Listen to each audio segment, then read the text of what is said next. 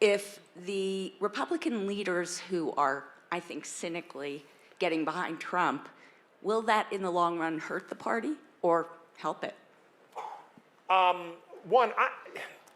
This is an interesting question.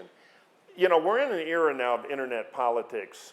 If this were the Roosevelt election and basically newspaper publishers or front page editorials had the most power in politics, I'm a Roosevelt man, the party's for Roosevelt. You define the party that way. Now we know everything about these candidates. We know Paul Ryan is squirming every time Trump comes up. We know Mitch McConnell said, yeah, I guess I'm for him, and then shuffles away.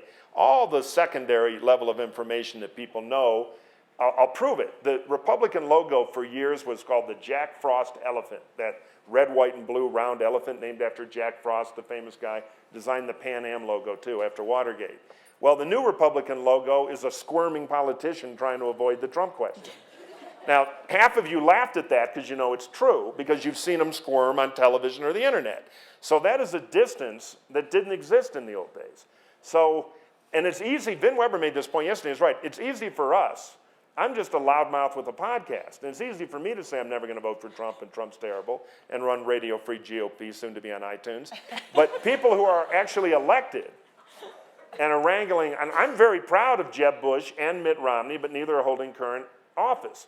I'm super proud of Lindsey Graham from South Carolina, who's going to be up for a hell of a primary because his ass is on the ballot and he's taking the stand. So there are some that are ultimately brave, but I kind of understand the wiggling. And we haven't had this where we've asked party leaders to disavow their fair and square elected nominee. We now have more than 700 delegates trying to get a convention clause passed where they can vote their own hearts, which means not for Trump. So there's about as much of a rebellion going on as you're ever going to see. Finally, Trump after this will have the same future impact that former President Mike Dukakis. I was with Romney 2 days ago. He's a good friend of mine down in Solana Beach.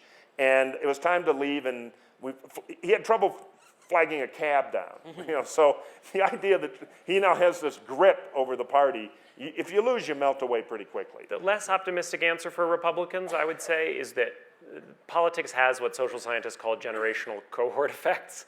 That how you start voting when you're 18 or 20 can cast an extremely long shadow. People who were brought in by Reagan have remained Republicans, many of them their whole life. And to Lynn's point about Latinos, it's not just about Latinos.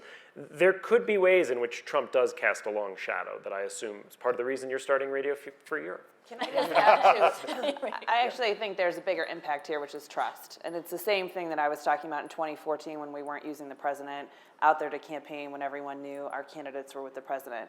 When you see people like Ryan, who, you know, there's a lot of respect for him on both sides of the aisle, you know, really have to stomach supporting someone that you know just from the way he's doing it that he's not there. I think that says a lot, and I think that's a fundamental problem we have with government and with young people saying, why on earth would I run for office? Why would I go through this? Because, you know, why do I want to put myself in that situation? And, you know, I think it's a fundamental undercurrent that we all have to solve on both sides, that this is bringing out to the forefront more than it normally is. Yeah, feeding more cynicism is true. Finally, I'll just say, Trump did something yesterday that's been the biggest single thing since he's been the apparent nominee. He's declared war on the TPP, which has driven a huge schism with the U.S. Chamber, National Association of Manufacturers, stalwart Republican groups. And if he puts them up for grabs, that is a franchise change, that the trade thing, that could stick and it could hurt us for a long time. Sir.